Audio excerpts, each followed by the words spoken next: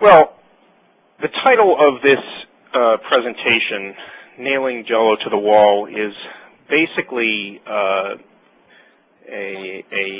exercise in looking at aspects of uncertainty that occur during projects, and of course that brings to mind, generally speaking, uncertainties in life, and there are some basic considerations for all of those. Firstly, one of the facts is that you can't escape from uncertainty. It's with us in all forms. It's with us in all types of projects or aspects of our lives. The key to success, of course, is to learn how to retain some level of control in the midst of uncertainty, and of course to avoid destructive or non-productive thoughts and outcomes. One way of doing this, of course, is to plan as much as possible and act decisively. And don't try to escape. You're never going to be able to escape uncertainties, whether you're talking about software development or anything else, perhaps more or less mundane in your life. So in talking about Agile process, implementing Agile really relies on getting people, stakeholders, developers, the business, to think differently and to convince them to think differently about how the end goals will be achieved. As part of that, typically there's a lot of uncertainty. Uncertainty in how the business aspects, the financial aspects, which of course are intertwined with any type of software effort, are going to be impacted. And so really it's a proposition of getting something sooner rather than later that's going to be usable, and in exchange for some uncertainty and some risk that may not be there with a more familiar path. Perhaps not being able to implement every feature that's considered. That may be traded off by having the stakeholders, the owners of the system, the sponsors, ultimately be more satisfied, and certainly in the short run, the intention is to make them more satisfied. So in this context, I'd like to explore, what do we mean by nailing Jello to the wall? Well, in a literal sense, of course, it means that some things are just difficult to achieve. But philosophically, let's just look at it from the development perspective. Requirements for software, business requirements, are generally not very conducive to being nailed down. Users, stakeholders, the business generally doesn't know exactly what they want, or if they do, they may not be stable in their requirements.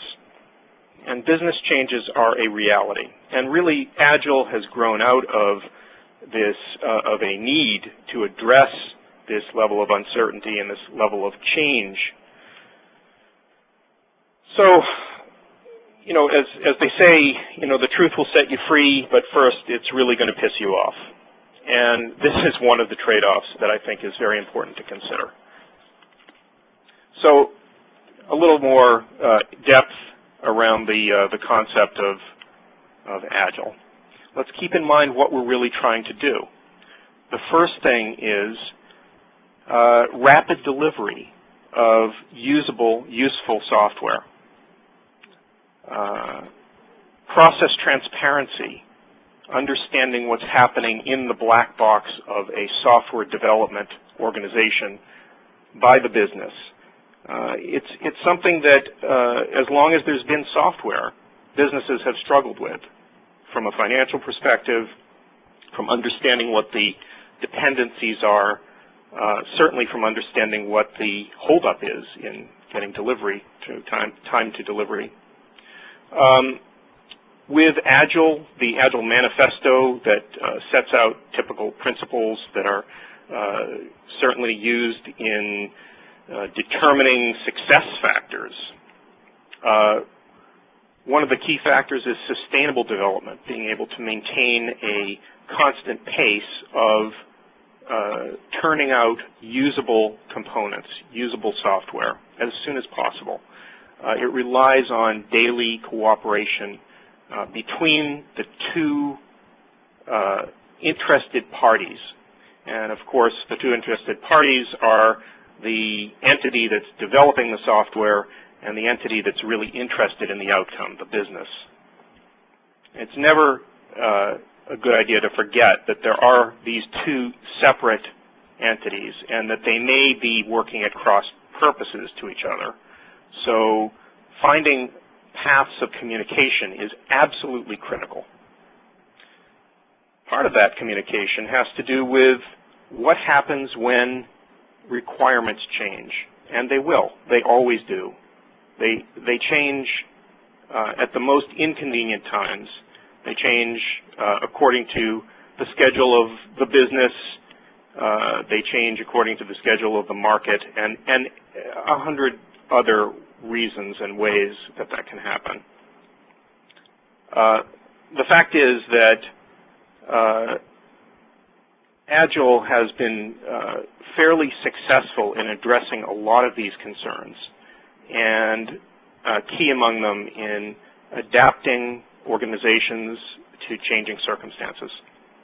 So that's really what our objective is when we talk about a project that's using a lean or agile method. Now, how does this compare to what some people refer to as more traditional development? I think this is probably pretty well understood by most people these days. Agile distinguishes itself from other development methods because it's adaptive as opposed to predictive. So changing realities are being addressed in as much a methodical way as they can be. Non-Agile projects tend to be plan-driven, and Agile prides itself on being referred to as unplanned. But actually, there's planning and there's planning. Planning at the level of an increment of an Agile project, let's say a Scrum sprint, is something that definitely happens, but it's not done in the same frame of mind. It's not done in the same context as perhaps a more traditional waterfall type methodology would demand.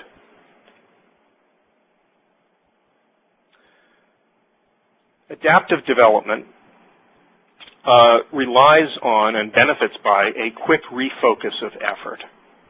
So within a sprint, things are relatively fixed, but sprints, the incremental development building blocks of an Agile or sprint project, are by design short and designed to indicate, to deliver very specific, contained sets of capability. They're reactive to changing realities. The downside from the perspective of managing a project or paying for it or contracting someone else to do it is that the outcomes and predictions about what's going to happen and what it's going to cost are generally tied to the stability of the customer's needs very directly, as they aren't necessarily in more predictive situations where there's less flexibility. So approaches for adaptive estimation tend to be based on local experience. They rely on, or success